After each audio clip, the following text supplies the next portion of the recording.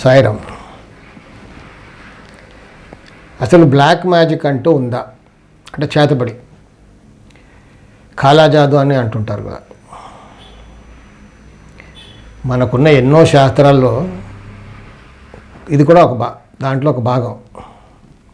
యంత్రశాస్త్రం, మంత్రశాస్త్రం, తంత్రశాస్త్రం ఎలా ఉన్నాయో చేతబడి కూడా ఒక శాస్త్రమే. కానీ సైంటిఫిక్గా నిరూపించడం కొంచెం కష్టం. అంటే మనకున్న ఈ సైన్స్ నాలెడ్జ్ అంతవరకు ఎదగలేదేమో అనిపిస్తుంది. ఇది ఉందా లేదా అని నిరూపించేంతవరకు ఎదగలేదు అనిపిస్తుంది నాకు. వైఫై సిగ్నల్స్ మనం చూడగలమా? చూడలేము. కానీ డిటెక్ట్ చేయొచ్చు వాటిని, ఒక ఇన్స్ట్రుమెంట్ అంటూ ఉంటుంది. కానీ చేతబడుకున్న సిగ్నల్స్ మనం అన్వయించే వాడికి తెలుస్తుంది. చాలామంది దీంతో బాధపడుతూ ఉన్నారు, నానా రకాలుగా ఇబ్బంది పడుతూ ఉన్నారు.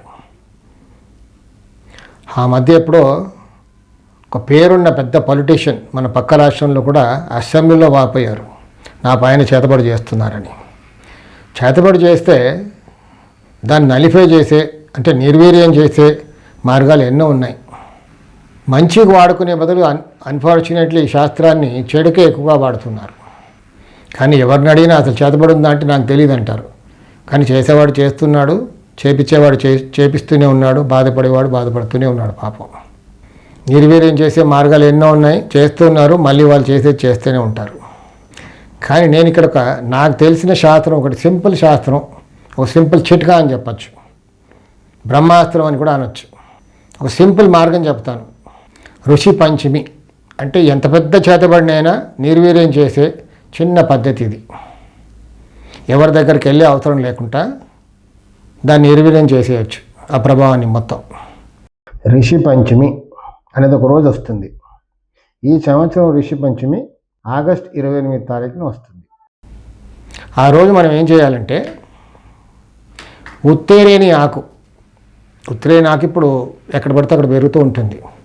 వినాయక చవితి ముందు వచ్చే ఆకులు, పూలు అన్నీ కూడా చాలా ఉపయోగకరంగా ఉంటాయి.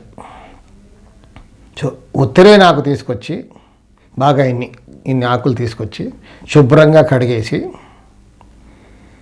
ఒక బకెట్ నీళ్ళల్లో నానబెట్టేయాలి.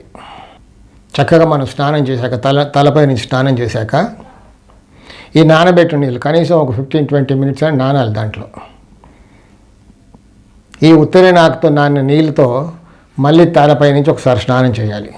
చేస్తే ఎంత చేతబడైనా దాని ప్రభావం నిర్వీర్యం అయిపోతుంది.